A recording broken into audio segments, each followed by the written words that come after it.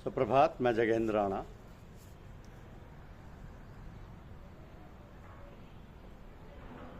समर्थ सदगुरु का स्वरूप। समर्थ सदगुरु का स्वरूप, यह है हमारी आज की आध्यात्मिक चर्चा का विषय। जब हम किसी व्यक्ति के मार्गदर्शन से किसी काम को कम समय में, कम परिश्रम तथा कम लागत में करने की सफलता प्राप्त कर लेते हैं, तब हम उस व्यक्ति को उस कला का गुरु मान लेते हैं।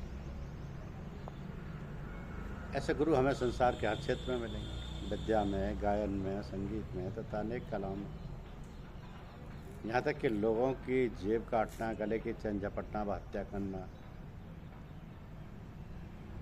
ये सब कुछ सिखाने वाले व्यक्ति मिल जाते हैं। उनके लिए भी गुरु शब्द का ही प्रयोग किया जाता है, या उस्ताद। तो गुरुओं का एक और स्वरूप होता है जो हमारे नैतिक व आध्यात्मिक जीवन को बेहतर बनाने के लिए मार्गदर्शन करते हैं। उन्हें हम सदगुरु कहते हैं। तो सदगुरुजन हमारी नैतिक व आध्यात्मिक समस्याओं का समाधान पारंपरिक विधि से करते हैं। जैसे कि आपने उनसे शिकायत की कि पूजा में मन नहीं लगता,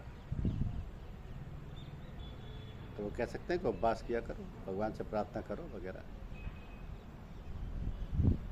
इन सदगुरुजनों में कुछ ऐसे गुरुजन मिलेंगे जो पारंपरिक साधनों के अलावा किसी भी तरीके से आपकी समस्या का समाधान करने के लिए सक्षम होते हैं।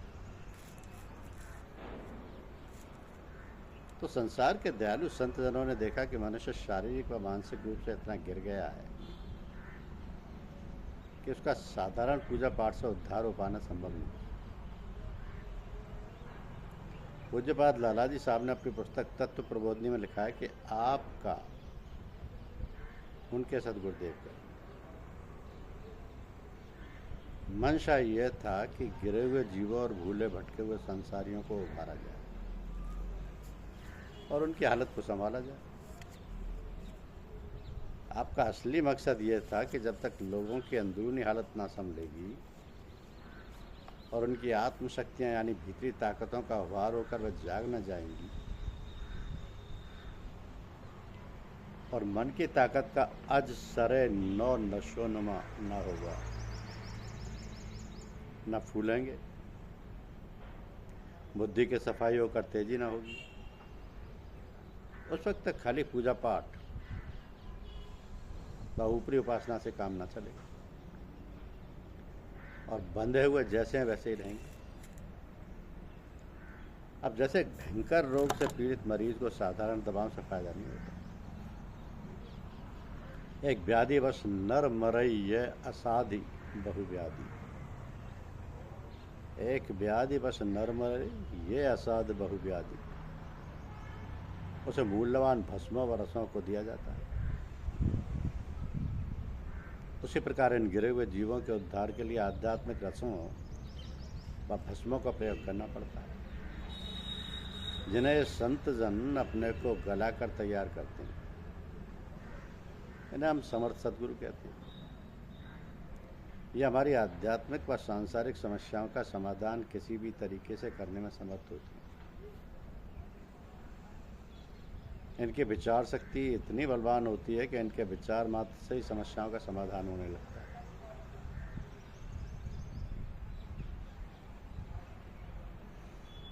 परंतु यह असाधारण शक्ति संपन्न महात्मा जन अपने को छिपाए रखने की गरज से कुछ न कुछ करने को बता देते हैं।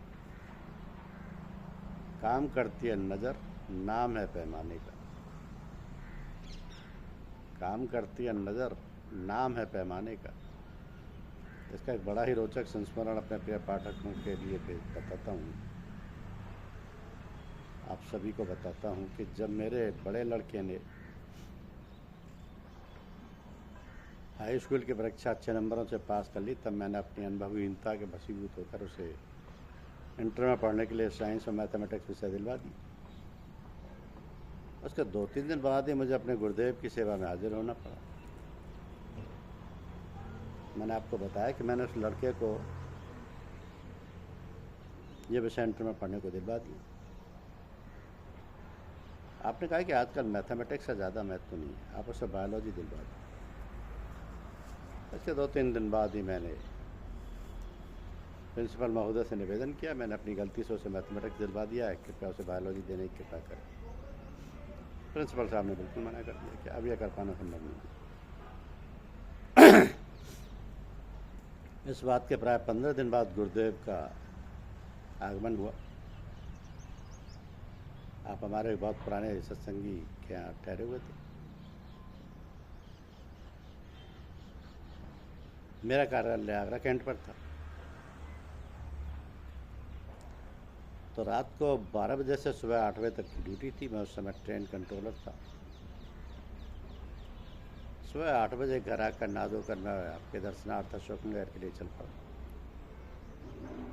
रास्ते में सोचा प्रिंसिपल साहब से मिलता चलूं। मैं गया तथा उनसे अपनी बात कही तथा उन्होंने स्पष्ट रूप से मना कर दिया कि अब विषय का बदल पाना संभव नहीं। इसके बाद मैं गुरुदेव के दर्शनार्थ पहुंचा। सुबह का सत्संग हो चुका था तथा आप एक कमरे में अकेले बैठे। मैंने जो ही आपके चरण स्पर्श किया, आपने फौरन पूछ लिया, तो आपके लड़के का सब्जेक्ट बदलवाने के मामले में क्या हुआ? मैंने निवेदन किया कि मैं अभी प्रिंसिपल साहब से मिलकर आ रहा हूँ। उन्होंने स्पष्ट रूप से इनकार कर दिया। इस पर आपने फिर पूछा कि अब आप क्या करेंगे? मैंने कहा कि मैं कुछ नहीं कर सकता। जो प्रिंसिपल साहब ने मुझसे कहा मैं आपसे कह रहा हूँ, आप जो कहेंगे उनसे कह दीजिए। इसके बाद आप कुछ क्षणों के लिए मौन हो गए। फिर बोले कि आप यही धोती कुर्ता पहनकर उनके पास गए होंगे, इसलिए उन्होंने आपको भगा दिया।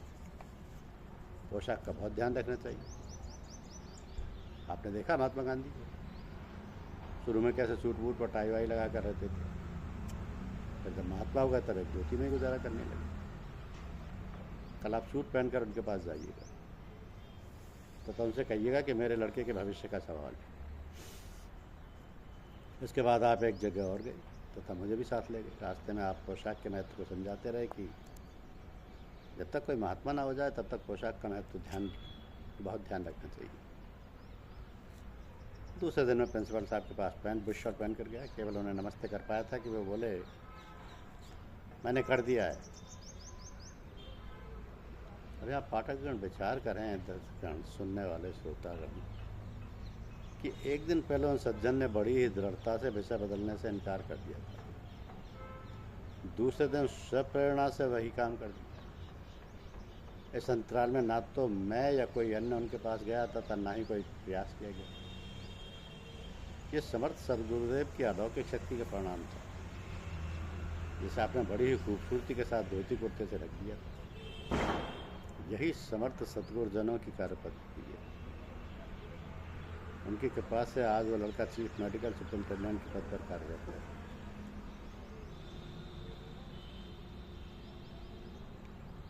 इन सज्जनों का समर्थ सदगुरु का मर्तबा पाने के लिए अपने को गलाना पड़ता है। गलाने से कोई तत्व नष्ट नहीं होता। मिटा दे अपनी हस्ती को अगर कुछ मर्तबा चाहे, कि दाना खाक में मिलकर मिले गुलजार होता है। ऋषिवर दधीच जी ने इतनी तपस्या की कि उनके शरीर की हड्डियां गल गई। उन हड्डियों का प्रयोग वज्र बनाने में किया गया था। ऋषिवर वाल्मीकि जी ने इतनी तपस्या की थी कि उनके शरीर में दीमक लग गई थी। संस्कृत भाषा में वाल्मीकि के माने दीमक होते हैं, इसलिए वह वाल्मीकि कहलाए। महबूब लाई हजरत निजामुद्दीन औलिया के सदगुरुदेव बाबा फरीद साहब रजी के शरीर में साधना के दौरान कौन ने घोंसले बना लिए। मौलवी फजल अहमद खान साहब को कई दिन घर में पैसे ना होने के कारण रोटियों के दर्शन नहीं होते थे, फिर भी सारी रात नमाज पढ़ते थे। सब महात्माओं की कहानी एक सी है। ब्रह्म ऋषि वशिष्ठ जी दोपहर को हमेशा की तरह अपने घर आए तथा अपनी धर्मपत्नी देवी अरुंधति से भोजन व्यवस्था करने को कहा। उन देवी जी ने पवित्र स्थान पर जल छिड़क कर आसन डाल दिया तथा एक पात्र में जल ला कर रख दिया। जब ऋषिवर ने आसन ग्रहण कर लिया तब उन्होंने एक थाली में 4 रोटियां लाकर उनके सम्मुख रख दी। वशिष्ठ जी ने देखा कि खाली रोटियां, दाल, साग कुछ भी नहीं है, तब उन्होंने कुछ क्षण और इंतजार किया। फिर अपनी धर्मपत्नी से पूछा कि आज दाल साग कुछ नहीं है। धर्मपत्नी के नाप कहने पर बोले, अच्छा कोई बात नहीं, थोड़ा सा नमक ही ले आओ। इस पर धर्मपत्नी ने बताया कि आज नमक भी नहीं। वशिष्ठ जी चक्रवर्ती राजा दशरथ के कुल पुरोहित थे। परम संत महात्मा रघुवर दयाल जी महाराज यानी पूज्यपाद चचा जी साहब को प्राय 12 वर्ष इतनी जिल्लत इल्लत व किल्लत से निकालने पड़े कि उसे बयान कर पाना संभव है। कई कई दिनों सारे परिवार को रोटी के दर्शन नहीं होते थे। कभी कुछ दाने भुने चने तो कभी कुछ भुने हुए आलू या केवल दाल का सेवन करके दिन निकाल देते थे। अड़ोस पड़ोस के लोगों की धारणा बन गई थी कि जो आदमी सुबह सुबह इनका मुंह देख ले उसका दिन बर्बाद हो जाए। इसके बावजूद पूज्यपाद लाला जी साहब ने उनसे एक साधना 8.25 घंटे रोज 8.25 साल तक बिना हिले डुले सुबह 3:15 बजे से दिन के 11:30 बजे तक करवाई थी। परम संत महात्मा श्याम बिहारी लाल जी एवं परम संत महात्मा ब्रजमोहन लाल जी साहब की भी यही कहानी। महात्मा श्याम बिहारी लाल जी साहब एक अच्छे खासे जमींदार थे। डाकखाने में भी पोस्ट मास्टर के पद पर प्रतिष्ठित थे। जिम्मेदार को आपने लात मार दी जिम्मेदारी को तथा मुफलिसी का वर्ण किया।